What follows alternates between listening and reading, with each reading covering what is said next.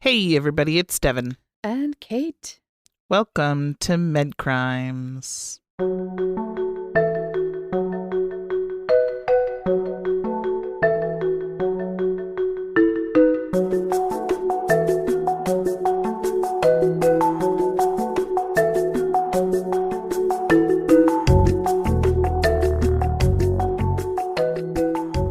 You guys. Woo! Happy Halloween!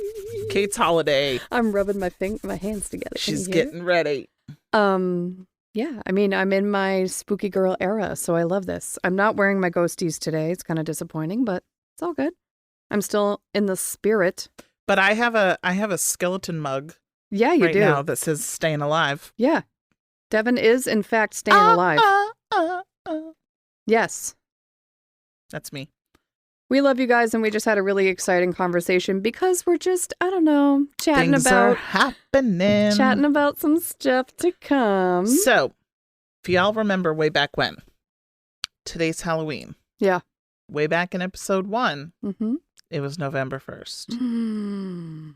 Ready? Coming up on 2 years. We're like, let's feed the Santas. Let's twinkle the feed. lights. Yes. Apple cider donuts. Uh-huh. You know, all those good Devonisms that we loved. Oh.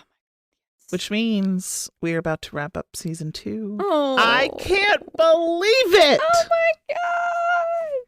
It's been 2 years of amazingness. Our support from everyone, from just these two Joe Schmoes chatting it up in the basement. We are like overjoyed. Yeah, I still don't really believe it or realize it, like on a day-to-day basis, that we have the listenership that we do.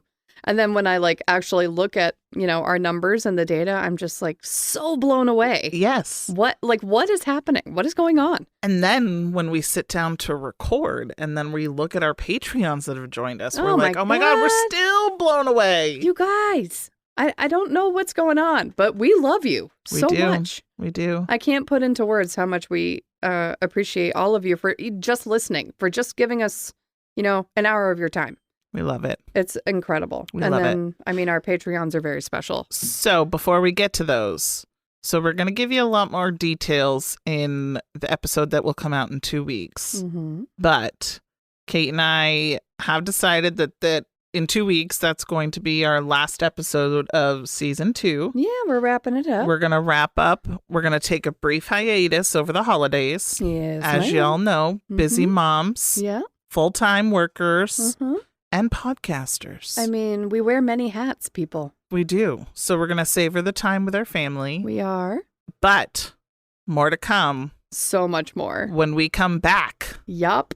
there is some things. There's some things and some stuff. And we will let you know. I'm so excited for all the changes, baby. So you still got us today and in 2 weeks from now. And stay tuned. Yeah. I'm going to be working hard over this quote-unquote hiatus, I'll tell you. Both of us. Yeah.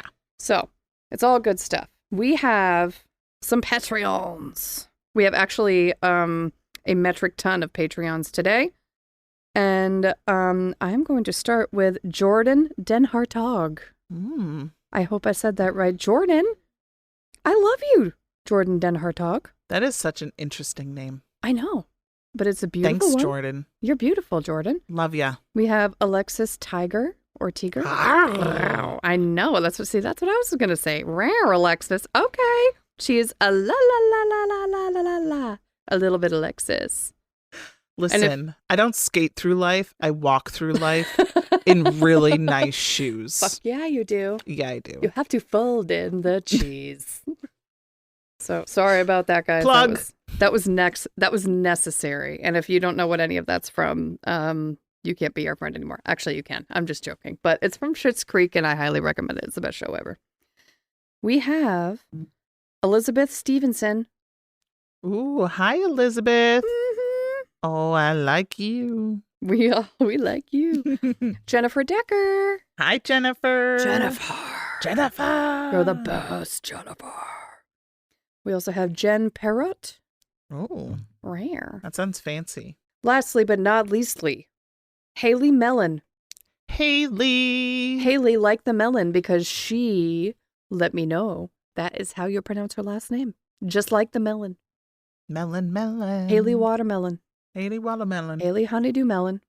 Oh, love honeydew. There's a lot of melons out there, yeah. but only one Haley melon. All right, guys, listen. There's a lot of you. We love you all. And do you know what you are? You're Valkyries. Oh. What's a Valkyrie, you ask? I watched Charmed. She knows what a Valkyrie is. Although yeah. a real Valkyrie in Norse mythology is like a feisty, fearsome female spirit who are assistants of Odin. Badasses. They are such badasses, and they essentially like help warriors who have died on the battlefield. They like help them into the afterlife. Mm-hmm. So you guys are just gnarly, crazy, female, fearsome spirits that help people. Love it. I mean, thank you for helping us. What's not to love? Thank you for helping us. Of course, Yeah. you're a Valkyrie. Duh. Rare. Ah. Okay. So, we're doing it. time to get into it. I've looked up nothing. I Good know girl. nothing. You followed my instructions. I followed the rules. Devon has rules, and if Devon has a rule, I follow it. That's what I've learned. Sometimes. Well, Devon has a lot of rules. Anyway. So, quick recap. Yep. Brief recap of part 1. Okay. Andrew was murdered by Shirley. They had a relationship. Allegedly. Thank you. They met in Newfoundland, Canada. They were both physicians going to school. She was 12 years older than him. Mm-hmm. Very fragmented relationship. Not a great pair. Very abusive and toxic. And he tried to distance himself from her. Mm-hmm. And what Shirley does when people distance themselves from her, she becomes more obsessive. Yes. And very like... And very like, coming for no, you. You do not leave yes, you're my not life. leaving me. You will not evacuate my life. So it's alleged that Shirley has shot Andrew 5 times. And then it's come about 4 months after his death, 3 months, 4 months after his death, that she is pregnant. So delving into part 2. Okay. We're going to delve, not dive. Oh, wow. It's February 2002. Shirley is pregnant. Kate and David, not just two of my favorite people on the planet, my hubby and my BFF. Yep. But these two people are incredible human beings. Kate and David Bagby are shocked. Yep. It's like they're still grieving over months of their son being murdered. And here it is. His alleged murderer is pregnant with their grandchild. And also it's like they know how toxic and crazy this person is. And it's like, is this even true? Yep. In the moment? You know what I mean? The only thing they can do at that moment in time is immediately head to Newfoundland. Oh my God. They're in California. They're in the United States. What a nightmare. Waiting the extradition, right? That Shirley's going to eventually come back. But they flee. They go right to Newfoundland. If that's where this growing grandbaby is, that's where they go. They quit their jobs, they drain their savings, and they just go in hopes that this baby is a reality. While there, they immediately are surrounded by a community. Oh, they are building a foundation of support for those that loved Andrew and those that know about this baby coming about and want to do what they can to help them. Oh, well, that's reassuring. They have friends in the legal community, church community, and the medical community that Andrew was a part of. They're all just like, they're all saying, you know, they've been here for a few months. We feel like we've known them forever. They're just that, like their son that I described in part 1, they're just that attractive of people and that kind-hearted, and knowing that the tragedy they just went through, everybody's just like coming around them, coming together for them. So we've mentioned Newfoundland a lot, but to kind of understand where they are, you kind of got to know a little bit about it, right? It's about roughly the same size as California. Jesus, really? Yes. Okay. I guess I didn't know that about when it's Canada. It's got lots of different islands for Okay, Newfoundland, but it's roughly the same area size. Interesting. But it's only got about 500,000 people. Wow. Oh, That's wow. probably in one neighborhood in Los Angeles. Literally. Yeah. But wow. Okay. the biggest drawback to living in Newfoundland is trying to get the heck out of there. Is getting there or getting out. Is it because of all the island, like it's getting on and off of? Yes, and where it is. So it's in the most easterly edge of North America. Okay. So we think of Canada being right above us. Yes. But it's on the most easterly edge, way past Maine, like Jesus. way up there. There's only one drivable route to get to Labrador. Okay. So I kind of in part one was like Labrador and Newfoundland, the titles great of some of the dogs. places where they are. Yes. Yeah, we had the dog discussion. Yes. So there's one drivable route to get to the mainland from Canada via Quebec to get to Labrador, but you can only get to Newfoundland by ferry boat or fly in and out of there. Oh, got it. Okay. Yeah, So there's no nothing bridge that's drivable. connecting it. No. Got it. It's by ferry, boat, or planes. I looked it up, and so again, we're in New Hampshire. We're pretty north. To get to Newfoundland from where you and I are, 27 hours. Jesus, really? That's farther than it would take to drive to Florida. To Florida, I was going to say. Oh Yes. my God, wow. So that puts it in perspective Yes, it about does. where the fuck way up there Okay, that's they helpful. are. Thank okay? you. Yeah. You're welcome. And essentially the climate there is terrible. Oh, God. 8 months of winter. Ooh. And when it's not winter, it's 4 months of just bad weather. Oh, God. Like just rain and like Yes, sludge and foggy. rust. Oh, God. Yes. So initially when you Yes. were talking about it being like this secluded islandy area, I was like, I mean, it still sounds amazing. it's like, put me up there in a little fucking cabin, mm-hmm. you know, with like my family and my dog so I can just like live off the land. Yeah. But I don't really want to be an 8 month of winter type You're going to have of to take girly. a ferry boat to get there. Yeah. I don't know. And I hope you guess, have heat in the cabin. I mean, anybody here from Newfoundland? Oh my God, right? We want to hear from you. Please. What's your lifestyle like? And they're probably, if they are, they know of this story by heart, I'm Oh, sure. yes. I'm sure it was like a huge thing. Ugh, Wow. you don't even, Ugh. we're going to get there. Okay. So they've established roots. They're starting to get their feet in the community. And they hire an attorney, Jacqueline Brazil, in the spring of 2002. So they moved shortly after finding out the news. So Jacqueline, their attorney, helped coordinate with Elizabeth Day. She is an administrator for the Children, Youth, and Family Services in St. John's, Newfoundland. So they were bringing forth their concerns over the safety of this baby. And they were like, this needs to be like dealt with immediately. This meeting was held place on a Sunday afternoon, and the very next day they had to go into a courtroom, and there they see a very pregnant Shirley. Oh, wow. This is like the first time they see her. Immediately, their attorney, she's helping to advise them on the legal system as far as the judicial side for the murder. Right. But she's really more like acting as their family law attorney Right. for future custody of this custodial grandchild. stuff. Yeah. Right. They are warned immediately how slow the judicial system in Canada is. Oh, boy. And they're just like, hold your breath. This is a very slow process. Okay. Holy hell. They ain't kidding. You ready? Yep. On February 15th, prosecutor Mike Madden acknowledged that the extradition request had been received. Okay. So not only had she been let out of jail, I think that was, she was arrested, but then let out on bail. Right. Before she was pregnant.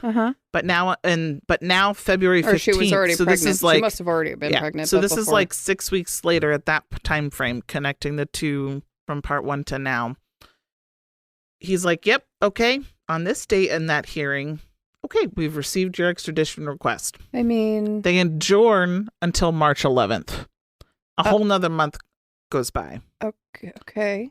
They reconvene, unfortunately, until March 25th, so they pushed that back. Oh, God. And at this time when they reconvened only to select a date for the extradition hearing. So you put a date on the calendar so that you can select a date? Yep. Got it.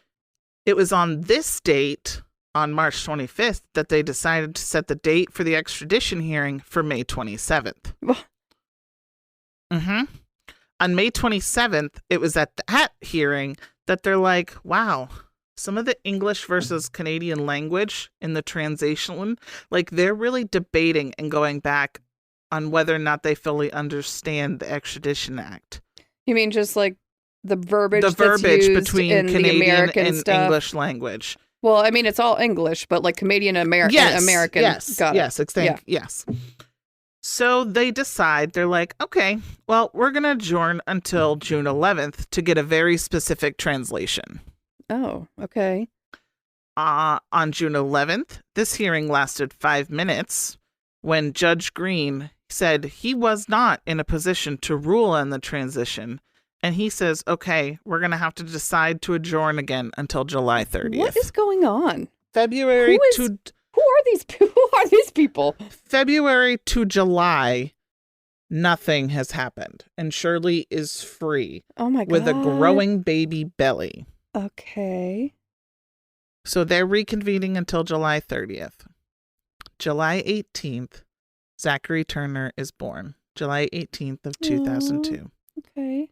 Initially, Kate and David flee to the hospital. Uh-huh. They're not allowed to see him. Oh.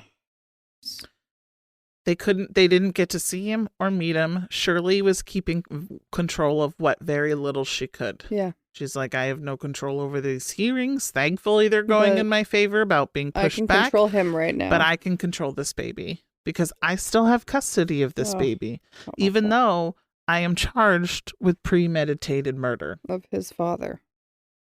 Kate and David finally meet Zachary when he's almost a month old. Oh. And immediately they recognize the spitting image of their son. Oh, so like absolutely was his. Like there's no doubt. question. Yeah, there is no question. This child belonged to Andrew Bagby. Mm.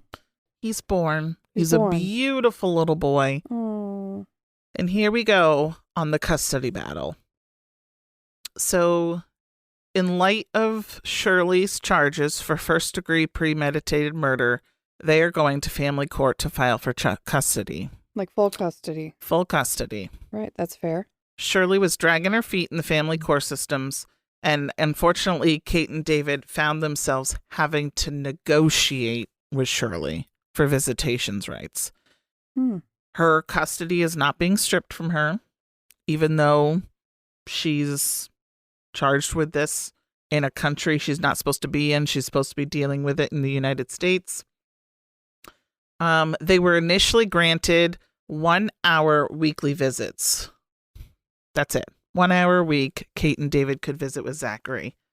During that time, Shirley required that Kate and David had to be searched prior to entering the room with Zachary, and they were fully supervised by a third party while Shirley was sitting in the next room.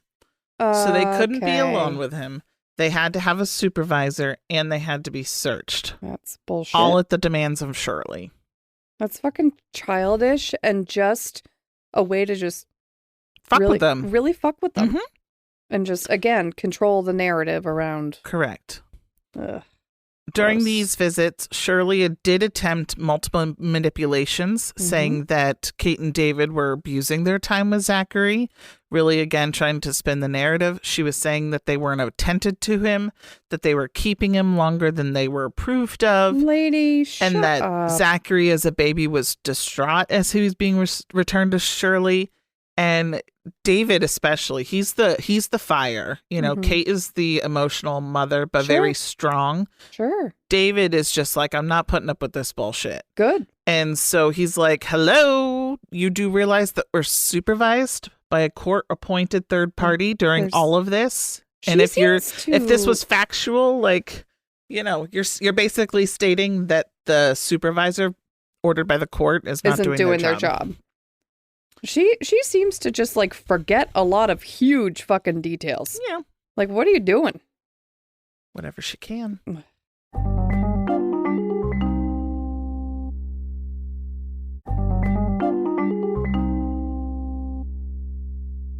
So she had multiple attempts to get the visitations stopped, and they failed. Gross. While all of this is going on, Kate and David are fighting in family court for more increased visits with Zachary. Shirley is continuing with the legal proceedings. They're moving, but slowly. Of course. The extradition hearing for Shirley finally began on September 29th, 2002. Now remember, he was murdered early November of 2001. So here we are 10 months later, and she's not even back in the United States yet. These are all just extradition hearings, and she's been out all this time except for maybe a month. Wow. No, I'm sorry. She was only there for a day. She was let out on bail. What am I thinking? What Not are a you month. thinking? I don't know. Again, Shirley's lawyer, he's throwing a wrench into this whole thing. And this gets a little confusing, but he's throwing in a technicality saying that there's a 90-day limit to amend the authority to proceed. He was stating that this amendment was invalid. Unfortunately, because of this wrench, Judge Derek Green, he had to determine whether or not to throw out the whole case. Oh. Her attorney was like, well, What? because of this, blah, blah, blah, this essentially makes it like we have to drop all charges. Like nullify throw stuff. out the case. Oh my God, how terrifying for his family. So now Judge Derek Green, because of this, he's like, well, now I got to figure out if we can even move forward. Oh God, So- how awful. That was scheduled for October 18th. That was delayed until October 22nd.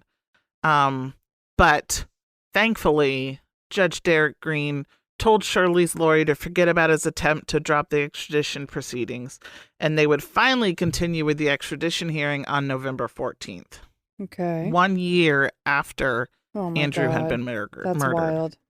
Crazy, right? Yeah. November 14th, that hearing begins. He declares that a properly prepared jury could likely find Shirley guilty on charges of first-degree murder and ordered her incarceration while waiting a decision from the Minister of Justice on her return from the United States. Okay. Fucking finally. So Jesus. basically what this means is the judge is declaring a well-prepared jury is probably going to say you're guilty. Good. Yeah. And we so know. you know what? So let's fucking do this. You need to go back to jail Okay. Good. and sit there and wait until you can go back to the U.S. So it for your hearing for the murder. took them a year to arrive at this, though. Yes. Wow. A whole year. And she was Unbelievable. out this entire time. That's a shame. So it's on this date, November 14, 2002, that Shirley is in jail and Kate and David Bagby have Zachary. Yay! Yay! They were so elated. Mhm. David, Kate, and the community. Oh my gosh. So now they have them from the holidays. It's Yeah. Thanksgiving time. They're Oh, preparing for Christmas. good. Yeah. Zachary was 5 months old? Yeah. 4 or 5 months old. Yeah. Sweetest little thing. Aw. They're having multiple visitors, Christmas celebrations, taking Mhm. to holiday church Oh sessions. my God. love Everyone that. is overjoyed Mhm. that Shirley is where she's supposed to be. And And Zachary is where should- he's supposed Yep. to be. Wonderful. Sounds amazing. Amazing. It's not all rainbows. Of course.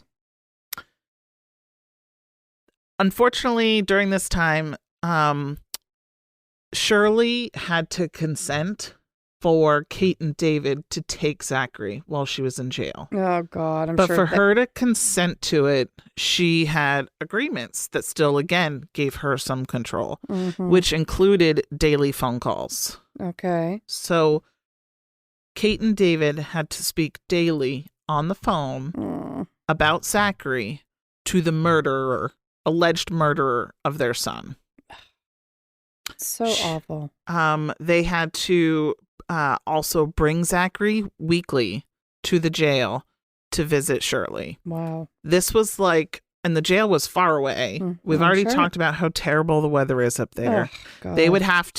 They were not allowed to cancel those visits. Like they had to happen no matter what, drive in the wow. bad weather with the baby in the back. Of course. And Ugh. all because this is in the agreement that had Shirley allow them to keep Zachary. Wow. daily. So she would get on the phone and she's talking to Kate or David and she's going, so how's the babysitting going? How are you guys doing with the babysitting? They're not fucking babysitting. You're in jail. Yeah. And they're raising this baby. She's just, again, trying to use those little verbiages to create these little digs. Oh, yeah? You know? You ready for another dig? Uh-oh. So on the phone, again, they're approaching Christmas time. And Shirley says that she's struggling because she doesn't know what to get Zachary. So she's like, God, I'm really thinking, I don't know what I want to get him. So she asked Kate and David what they thought about maybe picking up a frame for Zachary with a little saying on it and asked if they could put a picture in there of Shirley and Zachary's father, Andrew. A picture of the two of them together that would put it in. Are you okay with putting that up? That way he can have a picture of his mom and dad? That is some really maniacal shit to ask of them. Could you imagine? Oh, Put my up a God. picture that you must have somewhere of me with your son when we were in a relationship Hang up before the I phone. killed him. Hang up the phone. Allegedly. I'm done with this conversation. Mm-hmm. Ugh. Mm-hmm. Wow. Yeah. Unbelievable. Many times, I'm like, how can Kate, I praise them for being able to put up with this. You know, they're saints. Very patient, but I think they had to do it for the sake of the agreement. They were just, they had Zachary's best interest in mind, obviously, when they were putting up with this shit. Of course. Poor kid. She's definitely trying to blur all the lines. Mm-hmm. She'll often try to bring up things that come up about the case, and David, he is just shutting it down. He's like, no, these things we are communicating through our attorney. You can call, you can ask about Zachary, but anything else, no, it goes through the attorney. And he's really like the backbone of just like, push it back, Shirley, push it back, you know? Mm-hmm. So about 2 months later, January 10th of 2003, the unthinkable happens. Oh, no. Shirley's let out of jail. Now, mind you, 2 months prior, she's told that a jury most likely will find her guilty. Mm-hmm. So she needs to sit and stay in jail until she can go back to the United States. However, what happened is that Shirley wrote a letter to Judge Green's to Judge Green's office on instructions about how to write her own appeal. Like, basically, she's having to take over her own stuff now because lawyers aren't giving her the time of day. Okay. So she ends up completing her own letter of appeal, and it ends up being released by Judge Gail Welsh. During this hearing, Judge Gail Welch disregarded the prosecutor's argument that Shirley's appeal is frivolous, even though multiple attorneys refused to waste their time on her appeal. Judge Gail Welch states, and I recognize that you're not represented, but also that as a doctor, you are quite capable. So she's like, you're a doctor. You can represent yourself, so you're capable of this. Okay, I'm a doctor, but I'm also not a lawyer. Mm-hmm. She asked Shirley again if she was going to behave herself if she's let out of prison. Are you going to be good, Shirley? You going to behave? Shut up. So I have a quote here that was stated during the hearing when Shirley was let out. And it's quoted, this was a statement by Judge Gail Welsh. Dr. Turner's incarceration is not necessary in the defense of public interest. Though the offense in which she is charged is violent in nature, it is not directed at the public at large. There is no indication of a psychological disorder that would give concern to the public in general. As her crime, though violent, was specific in nature, she is not a danger to others. With this, the government of Canada let a probable premeditated murderer walk the streets for the second time. You're kidding. But also gave custody back to Shirley. Oh my God. I have concerns. I have a lot of concerns. I'm concerned with the statement of, as her crime, though violent, was specific in nature, she is not a danger to others. So they're basically saying she killed the one person she wanted to kill. So she's not going to be a danger to anybody else. The one person she wanted to kill's fine. He's gone. So, though it was violent, she can be let out while she's waiting because she's not going to kill anybody else. I mean, I have really no words because it's just so shocking. Yeah, she did murder someone probably. But that doesn't mean she's capable of murdering others. No way. No way. No. Wow. I mean, it was violent, but, the public. But just to that one guy, everybody else is safe. Jesus. Canada, get your shit together, would you? Labrador. Newfoundland. So it's now at this time in January of 2003 that Zachary is back with Shirley, and the visitations become even more stressed and more strained. So they just had Zachary full-time for almost 2 months. They are now back to a schedule of visits for a few hours, a few times a week that they agreed upon. For the interest of Zachary, they agreed upon having more personal contact with Shirley, still going through the attorneys, but to not have the supervised visits and stuff, that they would do things with Shirley because they're like, well, if we always need a third party and they cancel, the weather's bad, they can't get there. Right. We don't see Zachary. So they're like, yeah, I guess we'll, have more contact with Shirley in interest to see Zachary more. Yeah. This goes to the extreme. Even though they did this for the good of Zachary, there's photos and pictures of them just, obviously they don't look like a happy family, but there's photos of them at Easter gatherings together, doing swim lessons. There's a picture of David in the pool next to Shirley at Zachary's swim lessons. Oh my God. They're shopping together. Yeah, of course. It's sickening. It's sickening what they had to put up with. They did it for the good of their grandson, but for anyone who didn't know them, this looks like maybe their daughter with their grandson. That's just ridiculous. It's insane. It's so this poor kid. My God. Shirley was also getting pretty possessive. Like, you need to ask me, like, if you're going to take him somewhere, like where you're going. I need to know that he's okay. I need, you don't want me to worry. Like, wouldn't you be worried if Zachary and I disappeared for a couple of days? Like, so I'd be worried if I don't know where you're taking Zachary. I guess that's like a normal mom.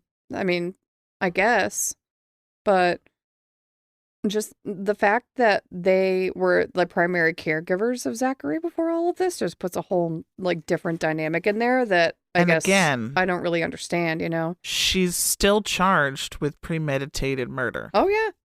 That hasn't gone away. No. They do this arrangement for months. Ugh, how grueling. They do this for months. Zachary's now approaching a year old. And Shirley is becoming more paranoid about Kate and David. It's becoming pretty apparent that Zachary would prefer to be held and cuddled by Kate instead of Shirley. Yeah. They'd put him down. He'd practice walking. He'd walk over to Kate. It's just different things. The bond is there. Shirley was complaining that she felt like with Kate and David, he was too happy.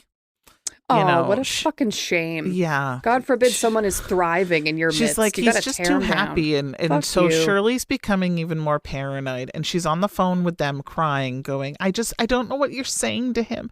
Like, I think he's safe with you, but I just don't know what you're saying to him about me. And I don't feel right about this. Okay. But yet at the same time, she's also asking them for money, essentially. Oh, because my God. She has nothing. She's on trial still, and she's having trouble affording food, clothing, and diapers for Zachary. And so she's like, I feel like a child having to ask you for help and whatever. And David's just like, you are not going to go let this child go without its basic needs. Then he has to be fed. Custody. He Stop has to be us. diapered. We are going to do this. Like, you can't take care of him. So Yep. let us take care of them. Why are you making this such a fucking headache, lady? And You they're murdered our putting up son. with this because they have faith in the system Yeah. that eventually Shirley will be in jail for a very long time. So they're like, we want this to be a smooth transition. We want Zachary to already be so familiar with our home and with us that when he's with us again 24/7 for hopefully years or forever, that it's not going to be a big deal to him. It'll be nice and smooth. Mm-hmm. So they're having faith. And so right now the next hearing in the process is set for September 25th. So Zachary turns a year old in July. September 25th of 2003 was the date of the next hearing in the extradition process. They were very, very pretty sure that it was likely that she was going to be incarcerated again and brought back to the United States at that hearing. So they're like, we're almost there. Mm-hmm. We're going to keep pushing through. In July of 2003, Shirley met a man. She met a man at a bar. It's in St. John's. Run. Fucking They run. didn't go out much. Okay. They had gone out on a couple of dates until he had seen articles Yep. about her history and the proceedings against her. And he's like, you know what? I don't want to see you anymore. This is a red flag. This is kind of messed up. Goodbye. So what does Shirley do? She now is obsessive. Oh my God, Shirley, stop. This is a bad look. She's calling him over 200 times, leaving dozens of messages. She claims to be pregnant with his child now. Oh my. That's not true. Stop it. She's spiraling. I mean, she's been spiraling for years, but like, this woman.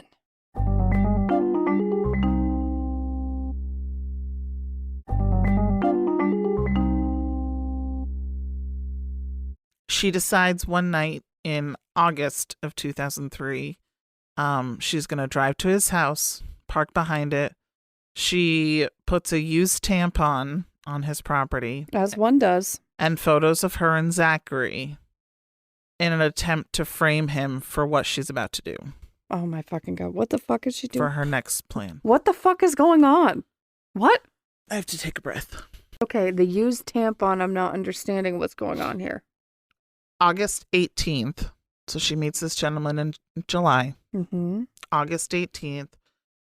It is seen on the news that Shirley and baby Zachary are missing. No. Kate and David receive a letter at their home when they arrive one day to go immediately to the constable's office. How terrifying for them. There's several hours of uncertainty for them. They and their attorney were called and stated that they were doing a search at a nearby beach. The constable had told their attorney that they found a baby and that the authorities had identified two bodies. No. They were the bodies of those of Shirley and Zachary Turner in an apparent murder-suicide. No. Based on autopsy results, Shirley was not pregnant, as she had claimed to be, of that man's child. She had given Zachary her prescription of Ativan in his formula. She also took some herself. Shirley had Zachary strapped to her and walked to the edge of the pier into the Atlantic Ocean. Oh my. Wow. Yep. Jesus, what the actual fuck?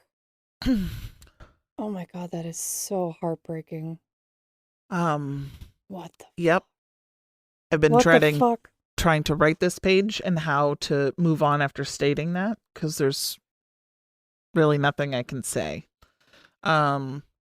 So the only thing that was comfort to Kate and David is that he didn't suffer because he was put to sleep with the Ativan. When she decided to put the two of them into the ocean. So that's where they were found, at that beach behind that gentleman's house. So not only, so at this point in the coming times, Kate and David are just grieving. And they're grieving grief that is 10 times more than what they thought was imaginable. They've already been grieving still their son, who hasn't been gone but 2 years at this point, hoping that at any point in time Shirley would be in jail for this. But now they're just like, are you they're regretting putting up with Shirley's antics and not doing something themselves. David goes over a few scenarios in his head, and he says, why didn't I just fucking kill her myself? Oh my God. Why didn't I just, on a night that Kate takes a sleeping pill, why didn't I just go out and do this? And then that way Kate could have Zachary. She would have had no knowledge of me doing this when I get put away for her murder. Oh my God. Why didn't we run away with Zachary? Why didn't we just take him and go back to the States? He's like, but the only way out of here is by ferry, boat, or plane. We couldn't drive. Oh my So God. we can't get out of here without implicating somebody else. We live off of cash stashed around the country. He's like, that's not a life we can live. No. He's like, we were doing the only thing that we felt we could do, which was trust the judicial system and trust the authorities that we were going to be given this child after she was finally put in jail. This is the worst case scenario. Absolutely. In this situation. And God, this is unsurvivable as a grandparent. It's completely. And a parent. Yes. I can't even imagine how they both just live now. The only thing that they could do was just, once they've grappled with everything, I don't know how they did it, but they became advocates. Mm-hmm. They kept pushing and pushing the envelope. They're told not to do a press conference. They're doing a press conference. Good. And they're calling out, asking and demanding answers, not only from the judicial system, but also from Children and Youth and Family Services. Yes. Why was she let out of prison, and why was she allowed to keep custody? Yes. They're 100% blaming Shirley for the murder of their son, Andrew, and they are 100% blaming the government for helping Shirley to murder Zachary. Oh my God. So here's, when they're pushing and the synopsis of everything, and you're thinking, how did this happen? Back in December of 2001, she's let out on bail immediately by Judge David Russell. For the second time, she's let out of jail by Judge Gail Welsh. And again, I repeat, her crime, while violent, was specific in nature. Her detention is not necessary in the nature of public interest. And she was also let out, or her bond, $65,000 of her original bond, was paid for by her own personal psychiatrist. So that's professional misconduct there. 100% it is. Elizabeth, and this didn't occur to them, like, in the moment, that, like, No. it's inappropriate that this person is paying Correct. your bond. No, not until Kate and David pushed. Elizabeth Day, the administrator of DCYF, did not address Shirley keeping custody after being charged for the premeditated murder.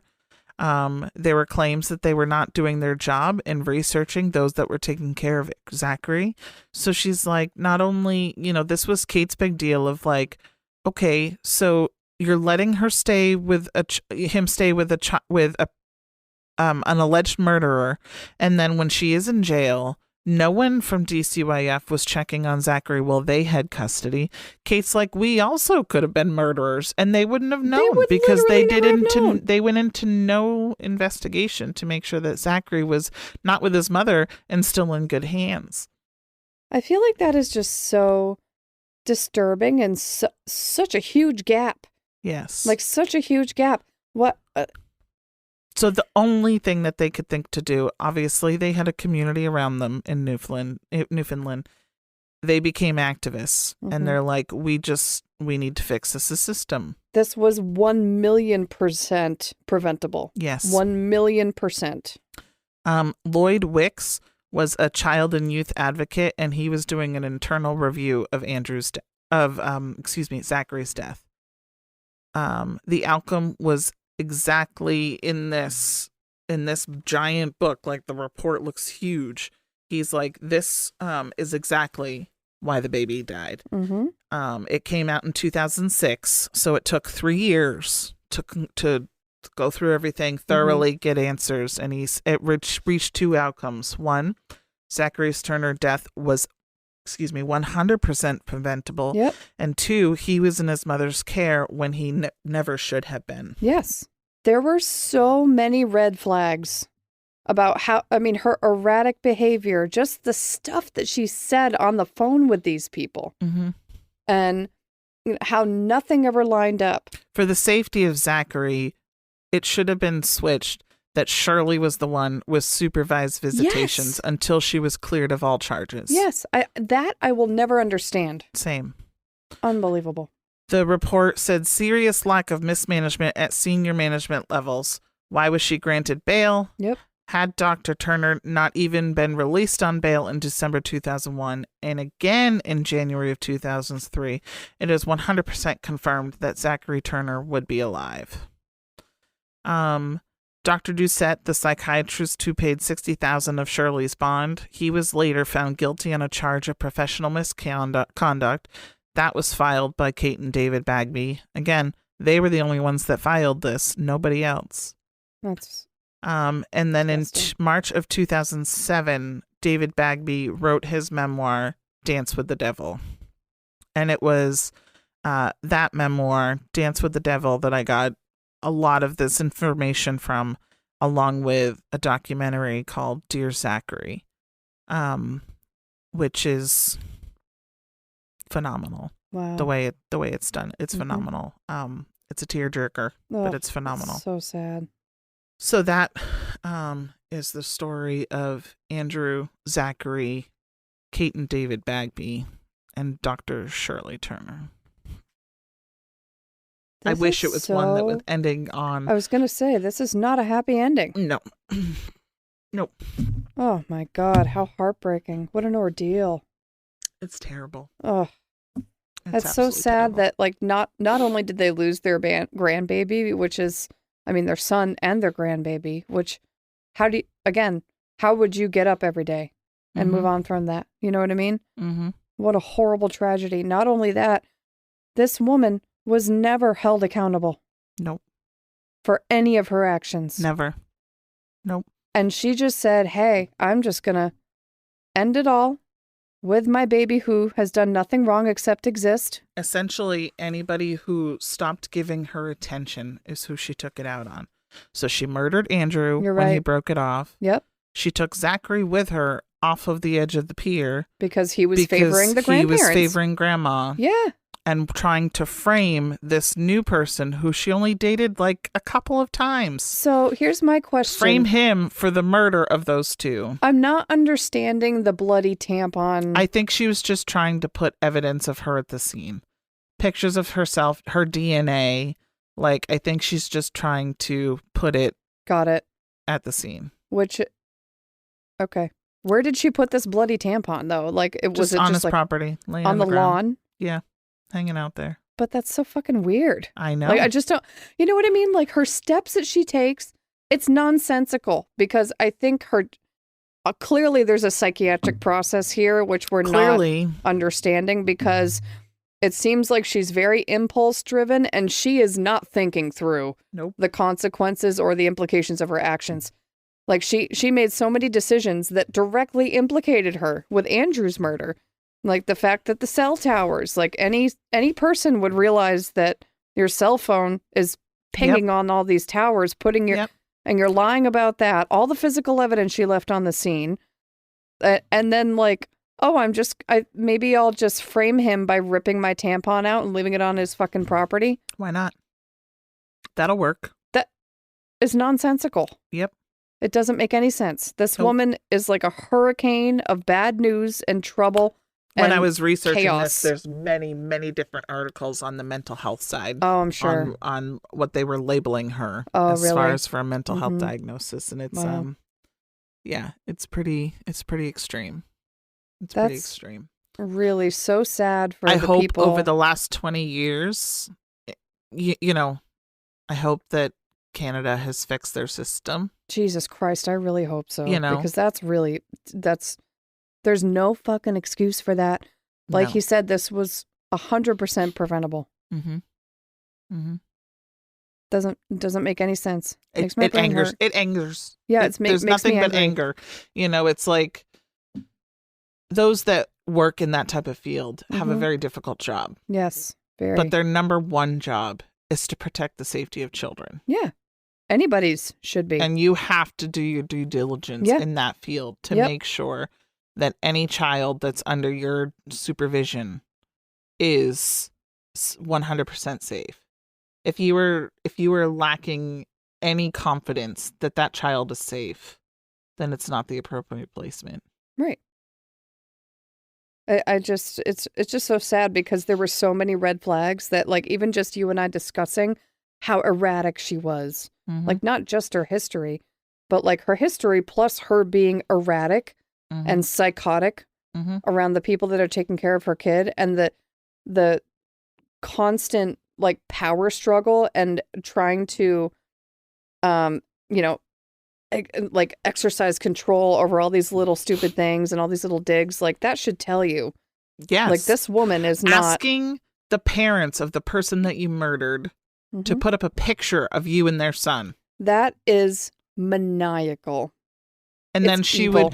would also bring up like, oh, don't you think Zachary's got, or did Andrew have red hair like Zachary does? Yeah. Like, and she would constantly bring up their dead son.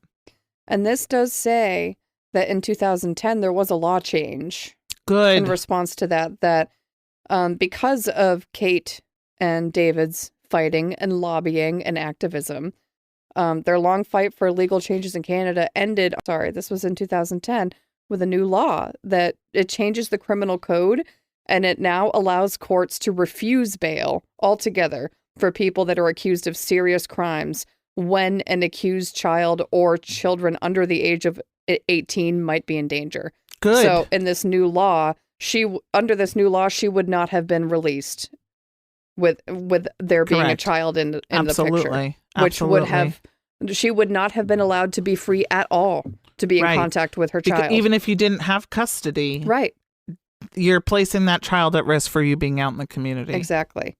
Thank So, God. That's good that something good came of it. I think I hope Took more 7 change years. happens. Yeah, Yeah, but I hope more change happens. I hope so too. Oh, those poor people. Those two people have gone through stuff that I don't even want to. I cannot fathom it. I don't want to fathom it. No one should have to. The community that they have around them, though, those two people are so loved. Oh my goodness, that's They amazing. are so loved. That's like, so amazing. I can't remember if it was like for Andrew's funeral or if it was Zachary's, but like, I think it might have been for Andrew's, and they were saying like there was like little things that were given to them, and one of the things said, "You still have children," Mhm. and they're referencing all of Andrew's friends, like, "We are still here for you. We're still your Aw, children. We yeah. loved him like a brother." It shows what wonderful people they are. That's amazing. Yeah. It really is.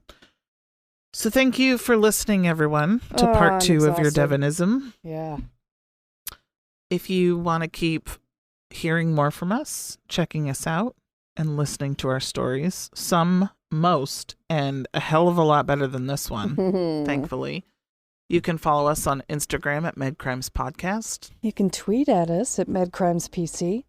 You can find us on Facebook by searching Medcrimes Podcast. If you wish to become a Patreon, you can find us at www.patreon.com/MedCrimesPodcast.